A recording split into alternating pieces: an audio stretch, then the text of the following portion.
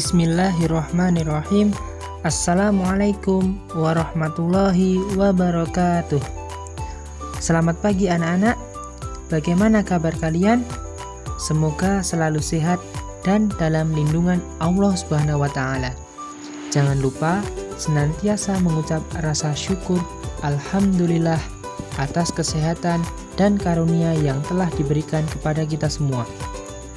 Oke anak-anak, berjumpa lagi dengan Pak Novan dalam mata pelajaran Al-Quran Hadis. Setelah minggu kemarin kita belajar tentang hukum bacaan mim sukun, selanjutnya kita akan belajar mengenai hadis tentang menyayangi anak yatim. Tujuan dari pembelajaran ini adalah supaya anak-anak dapat memahami arti dan isi kandungan hadis tentang menyayangi anak yatim yang diriwayatkan oleh Bukhari Muslim dari Sahal bin Sa'ad. Nah, sebelum kita belajar tentang hadis tersebut, belajar tentang siapa toh yang dimaksud dengan anak yatim itu dan bagaimana isi kandungan hadisnya, silahkan anak-anak menyimak cerita yang ada dalam video ini terlebih dahulu. Silahkan cermati baik-baik. Kira-kira hikmah apa yang dapat kita ambil dari kisah ini? Selamat menyaksikan.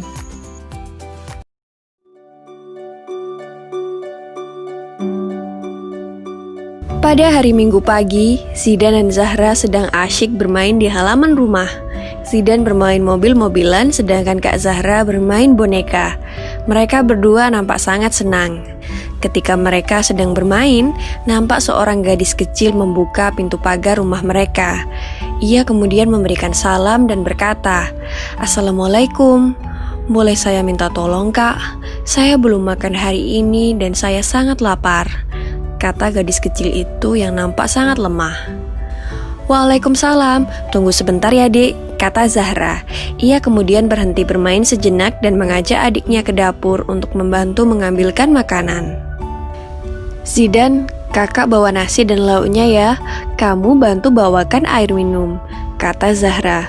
"Siap kak, sudah aku ambilkan," kata Zidan dengan penuh semangat. Mereka berdua menyiapkan nasi, lauk, serta air minum untuk gadis kecil yang malang itu. Beberapa saat kemudian, Zidan dan Zahra kembali menemui gadis kecil itu. "Dek, ini ada nasi dan lauknya, silahkan dimakan dulu," kata Zahra. "Dan ini air minumnya," saut Zidan sambil memberikan air minumnya kepada gadis kecil itu. Gadis kecil itu sangat gembira. Ia segera memakan dengan lahap makanannya karena sudah sangat lapar. Zidan dan Zahra tampak memperhatikan gadis kecil itu dengan tersenyum senang. "Terima kasih banyak ya kak. Sekarang aku sudah kenyang. Semoga Allah membalas segala kebaikan kalian," kata gadis kecil itu setelah menghabiskan makanan dan minumannya. "Iya, sama-sama. Amin," kata Zidan dan Zahra. "Saya pamit pulang dulu ya kak. Assalamualaikum," kata gadis kecil itu berpamitan. "Waalaikumsalam. Iya silahkan. Hati-hati di jalan ya. Silahkan datang kembali jika membutuhkan bantuan," kata Zahra sambil melambaikan tangannya kepada gadis kecil yang sederhana itu. Hari itu, Zidan dan Zahra merasa sangat senang karena telah menolong seorang gadis kecil yang sedang membutuhkan pertolongan. Zidan dan Zahra juga merasa bersyukur karena masih memiliki kedua orang tua. Sedangkan gadis kecil yang malang itu tidak memiliki kedua orang tua lagi, sehingga harus mencari makan sendiri. Keesokan harinya sepulang sekolah, Zidan keheranan melihat kakaknya yang tampak bersedih. "Kenapa kak? Kok kakak dari tadi kelihatan sedih?" tanya Zidan yang penasaran. "Tidak apa-apa, pensil kesayangan kakak hilang. Sepertinya jatuh di jalan," kata Zahra. Tiba-tiba dari kejauhan terdengar suara seseorang yang memanggil Kak Zahra. Kak, tunggu sebentar kak." Ternyata yang memanggil adalah gadis kecil yang kemarin meminta bantuan ke Zidan dan Zahra. "Ada apa, Dik? Kenapa sampai berlarian?" tanya Kak Zahra kepada gadis kecil itu. "Tadi ketika saya lewat di depan rumah kakak, saya menemukan pensil yang terjatuh ini. Sepertinya ini punya kakak, kata gadis kecil itu.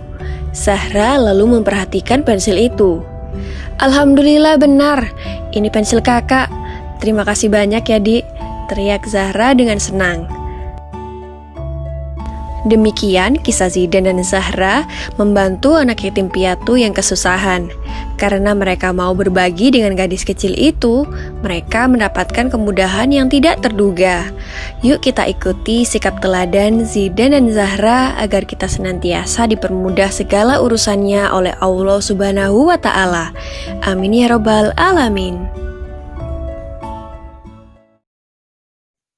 Nah, itu tadi kisahnya. Bagaimana anak-anak? Kira-kira apa hikmah yang dapat kita ambil? Betul sekali. Hikmah yang dapat kita ambil adalah kita harus senantiasa menyayangi dan mau membantu anak yatim, sehingga segala urusan kita di dunia ini bisa dipermudah oleh Allah. Oke anak-anak, selanjutnya kita akan belajar mengenai hadis tentang menyayangi anak yatim.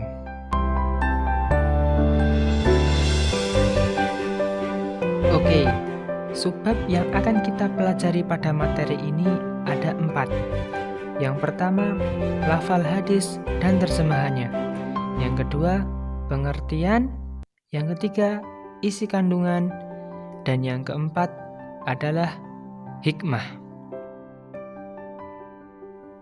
Tetapi pada kesempatan ini, Pak Guru hanya akan menerangkan 2 subbab terlebih dahulu. Untuk 2 subbab yang selanjutnya akan dibahas pada pertemuan minggu depan. Langsung saja pada subbab yang pertama, yaitu lafal hadis dan terjemahannya.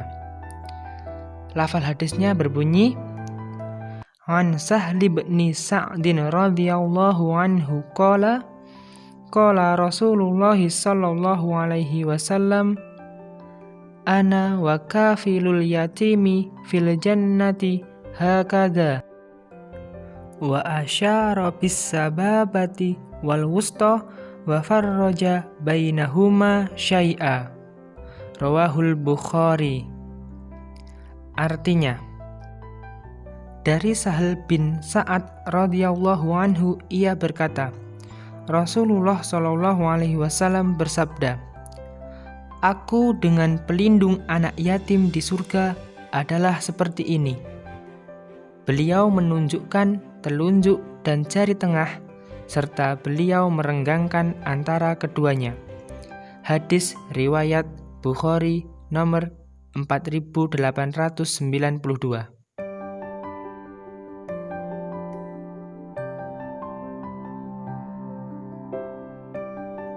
Untuk yang selanjutnya yaitu pengertian. Nah, kata yatim itu berasal dari kata yutmun yang berarti kesendirian. Sementara secara istilah adalah anak yang tidak memiliki ayah atau ditinggal ayahnya wafat sejak kecil. Sementara itu, piatu adalah ketika seorang anak tidak memiliki ibu atau ditinggal ibunya wafat. Jadi dapat disimpulkan bahwa anak yatim itu adalah anak yang tidak memiliki ayah. Sedangkan piatu adalah anak yang tidak memiliki ibu.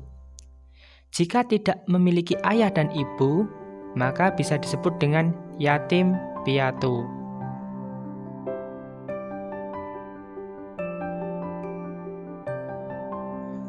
Oke, pembelajaran hari ini sementara itu dulu anak-anak. Untuk materi selanjutnya, yaitu materi tentang isi kandungan dan hikmah, akan kita bahas pada pertemuan minggu depan. Cukup sekian dari Pak Guru. Jangan lupa anak-anak harus tetap semangat belajar walaupun belajarnya dari rumah. Pak Guru akhiri, Wassalamualaikum warahmatullahi wabarakatuh.